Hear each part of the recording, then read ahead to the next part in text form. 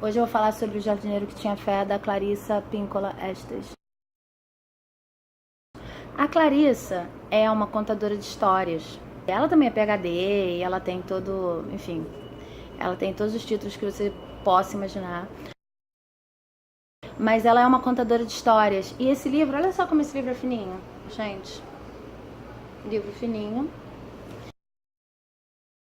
Parte do princípio de que as histórias são como pessoas. E você se relaciona com elas. Como se você se relacionaria com um amigo, como você se relacionaria com a sua mãe, como você se relacionaria, enfim, com qualquer pessoa que você conhecesse. Para ela contar a história do jardineiro que tinha fé, ela precisa contar a história de quem contou a história, e ela precisa contar uma história sobre como nascem histórias, e é aí que o livro vai sendo construído. Toda vez que eu leio um livro da Clarissa, eu fico com essa sensação, com esse foco no poder curativo das histórias.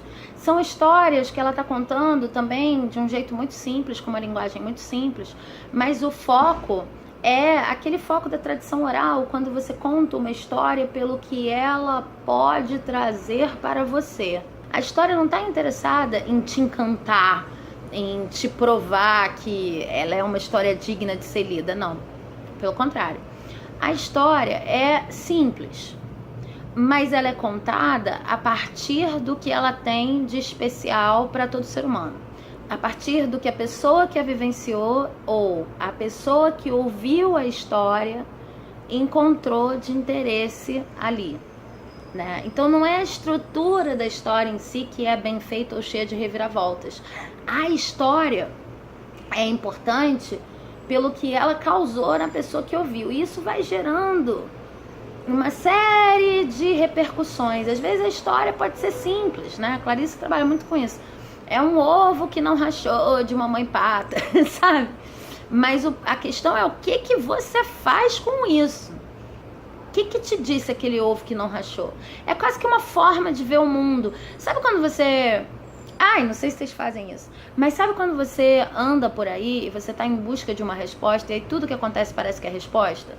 Aí você ouve a história de uma amiga e parece que aquela história tá te dizendo alguma coisa.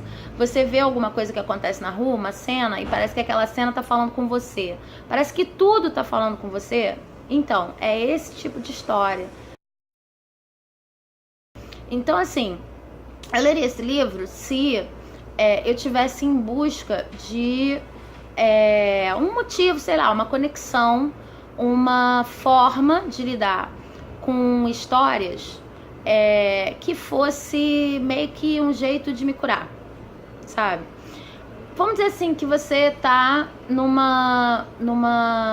momento de vida meio complicado, meio descrente, você não sabe muito bem se acredita nas pessoas, se não acredita, se deve levar a sério os conselhos que estão te dando, sabe?